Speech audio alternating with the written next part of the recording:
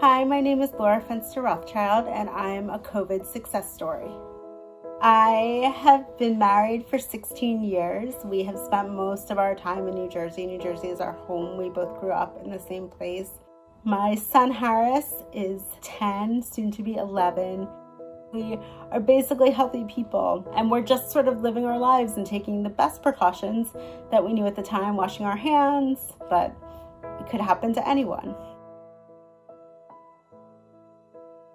At first, I just thought it was a cold or allergies, and it got progressively worse. I was having a lot of trouble breathing. It was very scary. I've had asthma attacks before. I knew that when I took medication, they would calm down. This was very different. It didn't matter what I did or any of the techniques I knew. It just felt as if all the oxygen in my body had been depleted. My husband dropped me at the door of the emergency room at Penn Medicine, Princeton Medical Center.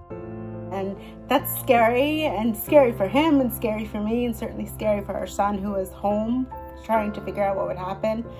And the nurses took me from there, and they were really great. The team in the emergency room worked as quickly as they could to make sure that they had tested me and got me a spot in the hospital. And I felt as safe as you could in such a scary situation. When patients come in, they're often just very fearful because there's a lot of uncertainty, but we do always just try to reassure them that, they're doing well and kind of encourage them to stay positive. We do try to spend some time not only just caring for them physically, but also emotionally, and try to ease some of their worries and stress while they're alone in the hospital. We don't expect to not have people closer to you physically when you're in a medical circumstance, but the team would communicate or offer to communicate with my family when needed when things were worse. We also do have an iPad that was supplied to the unit where we can FaceTime patients' family members. So it's always nice to see their face kind of light up when they get to see their loved one and hear their loved one for the first time.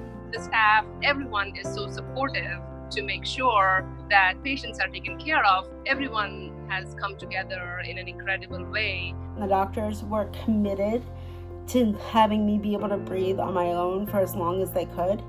They knew that if they did everything they could and tried to keep me calm and using the best interventions possible, that the likelihood of recovery would be the best. They saved my life, and they're going to save lots of other lives, and they're the real heroes in this situation. So when my husband was coming to pick me up, he said, well, Harris has something for the nurses. I'm Harris Rothschild. I was definitely frightened when my mom was in the hospital. The doctors really did save her life, so I wanted to thank them in any way I could. Dear ACE doctors, nurses, and staff, thank you for taking care of my mom and making sure she stayed healthy so that she could get better. I am very happy that she can now come home, and I know that we have you to thank for that. We hope that you and your family stay healthy while you continue to help others. Thank you from the bottom of our hearts.